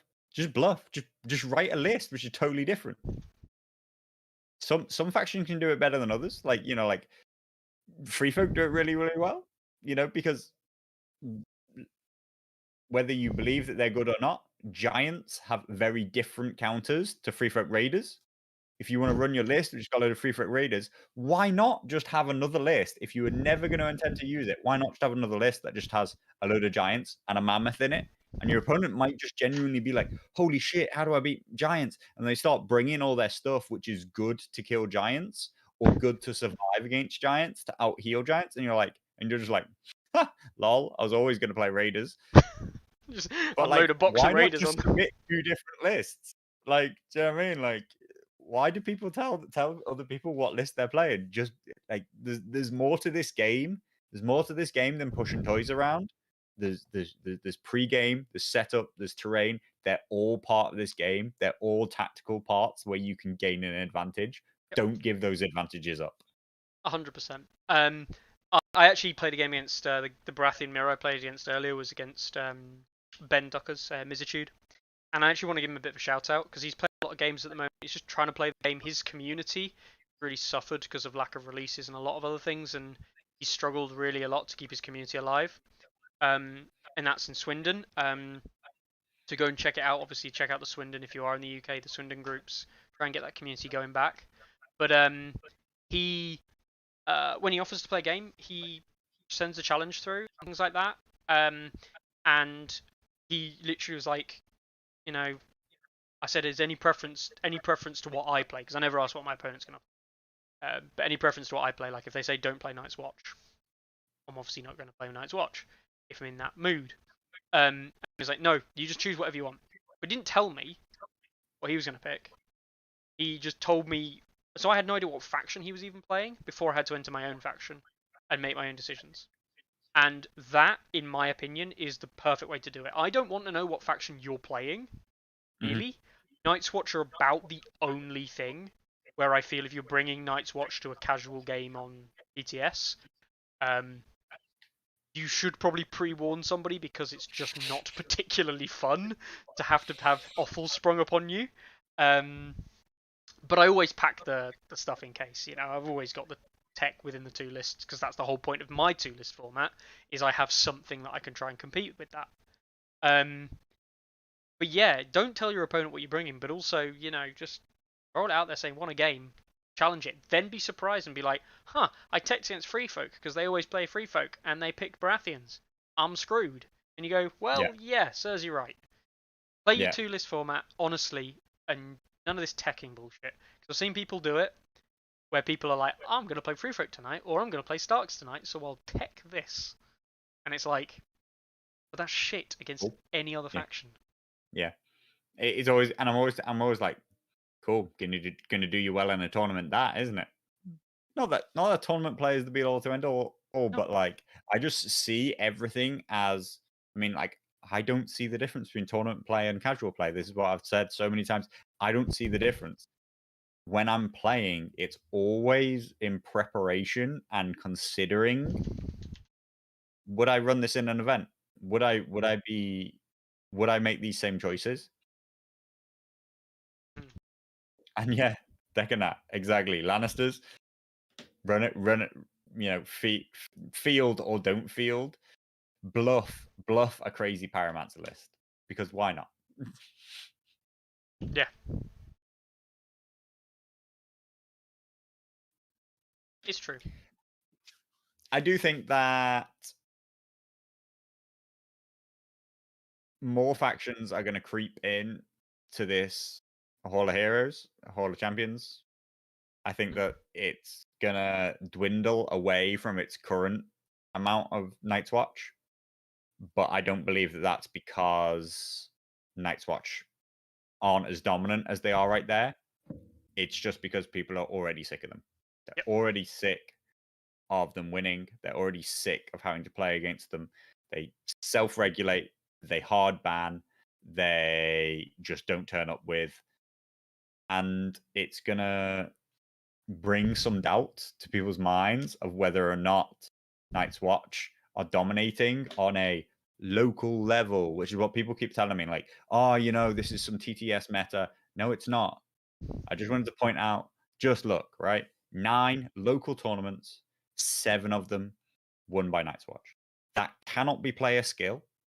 Not that that doesn't take skill to win the event, but look, no way was the better player playing Night's Watch every single one of those times. They're just really, really, really powerful. Yep. Specifically awful. Specifically awful. Should we go and have a quick look? I know we skimmed over and just bring up Duncan's nice face to me. But should we have another quick look at the unit rankings, just to quickly reminisce on another interesting facet that we mentioned last week? Can we just respect? Tycho. He is continued rise at an equivalent rate to what he's already rising at. Like, Tycho's rate of ELO increase has not slowed down. Like, that's actually an interesting point. Units aren't self-limiting. They will possibly, technically, continue to rise forever. Ish. Commanders factions limit themselves because their rating is included in the calculation. Therefore, it limits itself as they become more and more powerful. Rating goes up and up and up. They earn less and less points. But we don't consider the ranking of every unit when we calculate whether or not it won, and whether or not the unit gained points. Is it based So off the action and or the it's game? based off of the faction and the commander that it was used in. So it's based on Tycho is massively outperforming the average of everything that it's played in. So whatever you're playing, chances are Tycho's one of the best NCUs that you can pick. We don't break it down specifically. It might not necessarily be true for Night's Watch, for example. Amon's another great pick. Tycho, Baelish, they're all, but like Baratheons, Lannisters, pretty much everybody else other than Night's Watch is using Tycho. I 100%, 100% believe that Tycho is the best. Not Free Folk. Oh no, not Free Folk. Not you.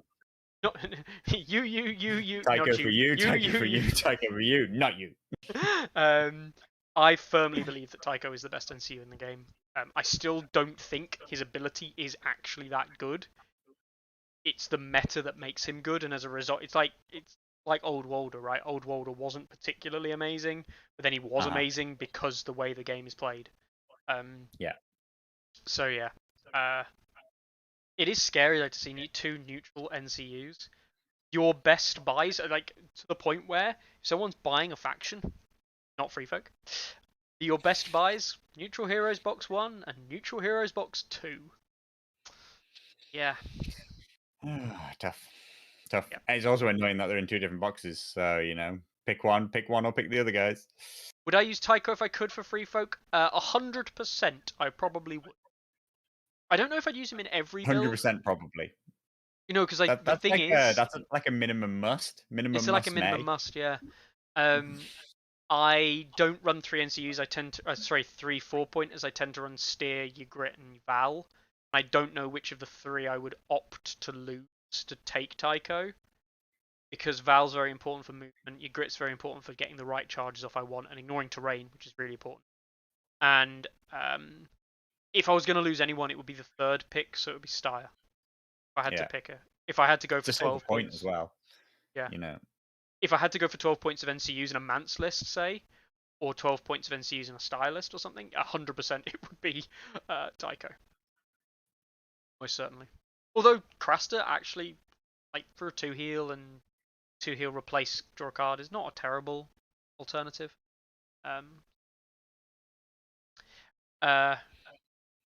Free Folk ELO is impressive because they don't have access to Tycho. It's true. It's because they're one of the few factions that can ignore it.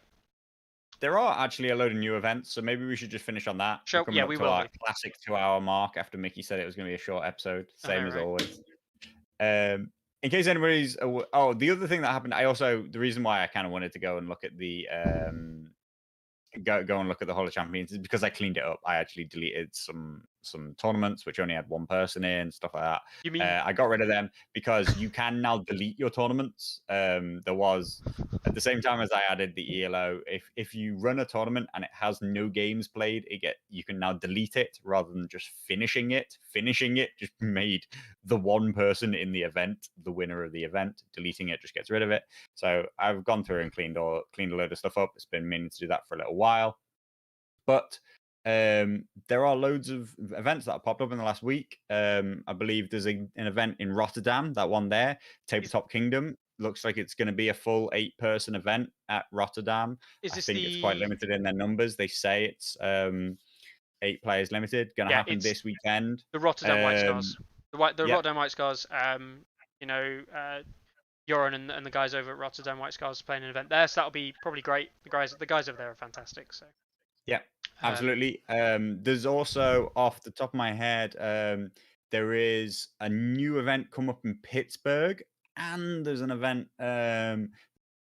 They've posted the Rocket City have just like kind of announced that they're going to be doing quarterly events, which I think is yeah, absolutely brilliant. That's the kind of thing that needs to happen. That was the kind of thing that I really hoped that like TTS would move towards. I don't know anybody who's kind of like familiar with other similar-ish games like Legion and stuff, where they have like the Invader League, which like runs every quarter. I think that if you're in a medium ranged kind of area is the perfect kind of size. Anybody who just knows that every quarter you can get together and just grow a community that way is the perfect kind of like regularity to have a decent mid-size event. And I really, really hope that they do well with that. yep. Then you've got the other events with all ones we've mentioned before. We've also got the Grand Tournament and the Friday ELO event and the quarter four up there. We've had Rimble Rumble added up as well. The Rimble Rumble is an event that happens at Element Games, run by Brian McGonaghy, I think, usually. Yeah. He runs Rimble Rumble, and it's usually got quite a. Element Games is actually a really, really nice venue. I've never been myself, but I know you have, Carlo. Yeah. Yeah, really good venue for tournaments and things. So watch out for that event if you're in the UK as well. It's in Stockport. And then everything else is stuff we've covered before. So the Captain Con events, Always Winter, the Grand Tournament. I'll say it again. The Italian national event, which is happening fairly soon, a couple of weeks Pretty time. soon. Yeah. Yeah. That'll be what, 3 weeks from now? Yeah. Yeah. And then of course this weekend we've got Lincoln, which you're going down to, I believe, Yeah. Carlo. I don't think I'll be in attendance, partially due to a variety of different things, unfortunately. No surprises. I would if I Everybody could. in the chat, everybody in the chat's getting well aware of like, Mickey's claims that he may or may not be in an event are always lies. If life was easier for me sometimes when it comes to like getting out there and going to events, I definitely would.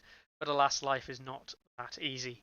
Yeah, the Rotterdam event, as we talk about this weekend, and also Sunday Slaughters event is happening this weekend. The Yeah. limited event that's looking to get roughly 24 players.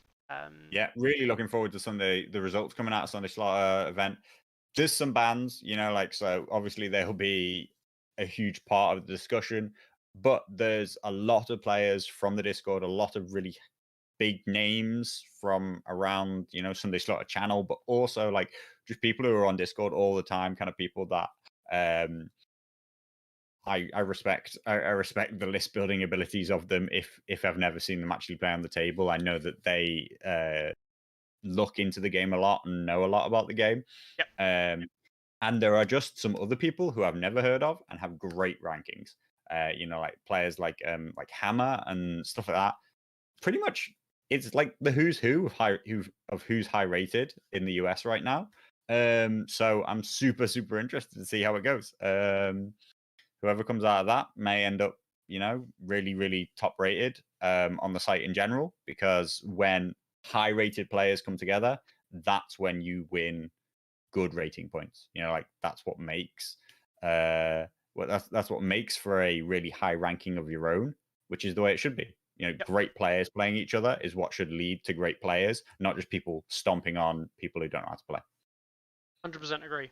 Now, before we go and sign off for another week, there is an announcement that was made by a certain company about 45 minutes ago. So I'll just load this up here. Clearly, I've totally missed it. Maybe this is what you were getting pinged about. I noticed that you were typing. You seem to be getting distracted by somebody. Hottest news off the press. It wouldn't be hot news off the press if it was actually hot news off the press, would it? So many things happen on a Monday after we run Tourney Ground. It makes sense to run them while Tourney Ground's still running. CMON's 20th anniversary virtual expo is not this weekend, the weekend after, 27th to the 28th of August. That's the CMON virtual expo. 20 years CMON have been around. So maybe we'll see something Martel's then. when? Martel's when. Maybe maybe they'll show some quarter 4 stuff. Do you think it's funny Yeah, as well they'll that probably show. They'll probably. I reckon they'll show Golden Company. probably? Do you Yeah. think? Do you think this image here is indicative of anything? Because it looks a little bit like a zombie, or could be a White Walker. Zombicide. Zombicide. It's Zombicide, right? Yeah. CMON is Zombicide. Zombicide is CMON. And yeah, Gruce wants to know the game mode. That would be intelligent if I'd have set this thing up early, wouldn't it? What game mode would you like, Carlo? You asked me this last week. I do ask you this every week. And do you remember what I said last week? Although we have actually got the forums now, so last week I really wanted it to be Clash of Kings because I wanted you to have to deal with the rulings. Haha. Funnily enough, I almost don't want it to be Clash of Kings now because I know what the rulings are. And I sort of think that it's somewhat of a trolley game mode. So yeah. So not Clash of Kings, is that it? No, I do. I would like to see Clash of Kings because I still think there's a lot of unanswered questions. Bob versus Winter depends on the game mode. It's going to be Mother of Dragons almost. Well, actually, I haven't looked at Winter's other one. Yeah, NRG2. So last week I told you that Lannisters, Targaryens, and Night's Watch would be the semi-finalists. Obviously, Night's Watch was a given. It was a mirror match. Yep. Targaryens won their 2 games, so I'm just waiting on the Polish Civil War, where I think that Blood Raven is going to beat Masara. That should Lannisters versus Baratheons. That should be happening later tonight. They've had to delay Yeah. it because they've both been on holiday. So that'll be happening later tonight. So the draw will probably be again tomorrow when I actually do the draw. But yeah, that's going to be soon. Right then, give it a second to worm I myself believe up. that, yeah, I do believe that Lannisters are going to win. That means that it'll be Targaryens versus Lannisters. Absolutely, almost no matter what the game mode is. To be honest, Targaryens versus Lannisters or Baratheons, I'm just going Targaryens. Targaryens are going to be one of the 2 people in the final, which makes it you, Grislug, because Winter is coming, is playing Bob. Oh. Unless Bloodraven also goes completely unbeaten, right? It could be a Targaryen mirror. Oh, I'd have to see what the matchups are first. But We'll see. We'll see. I'm going to have to put my money on Night's Watch, though. I still don't think... I don't believe that Mother of Dragons beats Night's Watch specifically. I think that they put out too much damage. I understand that well-placed forests can turn the game mode into a right fuck on. But all right, so yeah, Gruslug says that he will almost definitely have to be playing against Bloodraven or Masara himself, which I say that he's one of the finalists. And if you give me the mode, I'll probably pick Night's Watch. Okay, so I've taken out Dance of Dragons. That was round 1. We've got Winds of Winter was round 2. Game of Thrones was round 3. So that leaves us in the pool: Clash of Kings, Dark Wings, Dark Words, Fire and Blood, and Feast for Crows, and Honed and Ready. I've thrown out Here We Stand because I hate it. So whoops. Let's shuffle them up. And you still want it to be Clash of Kings, don't you? Yes.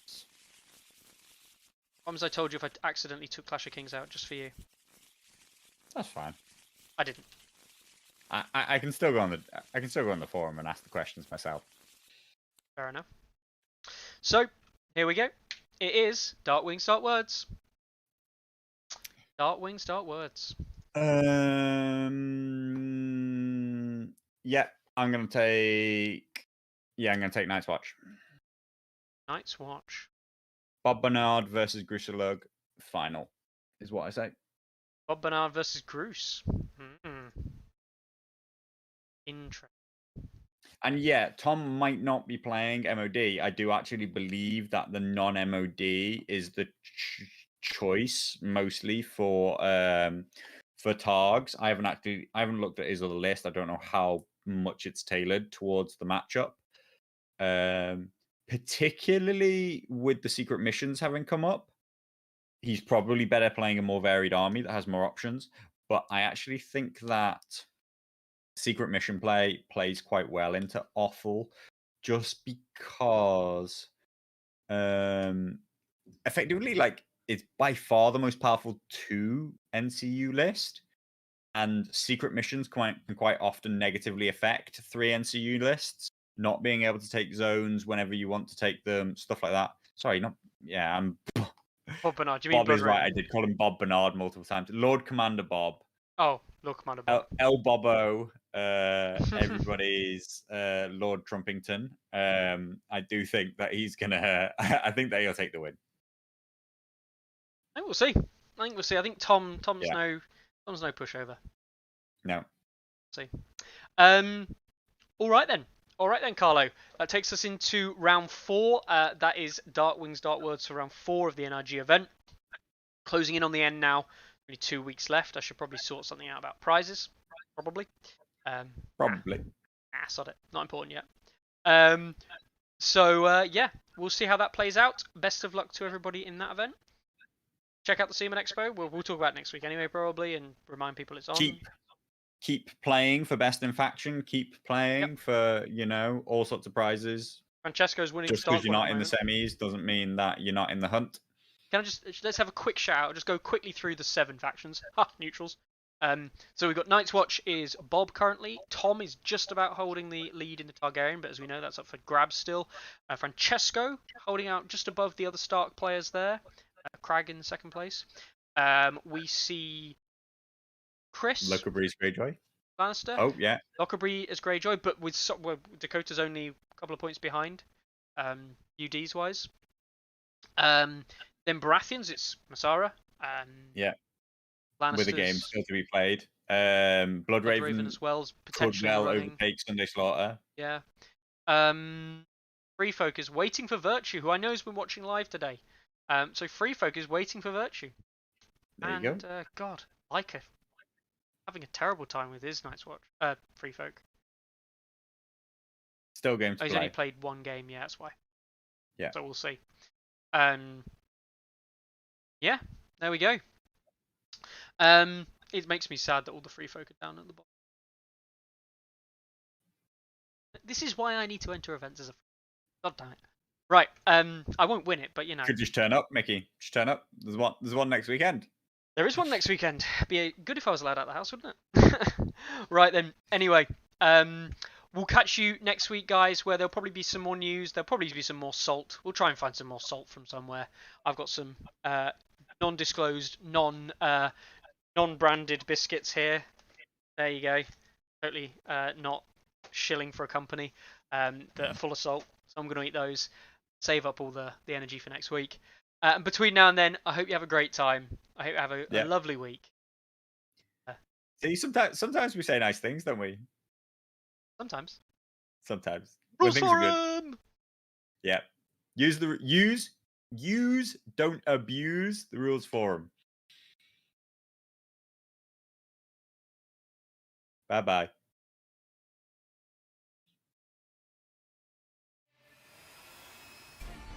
Ready, aim, release! Anyone see my mammoth?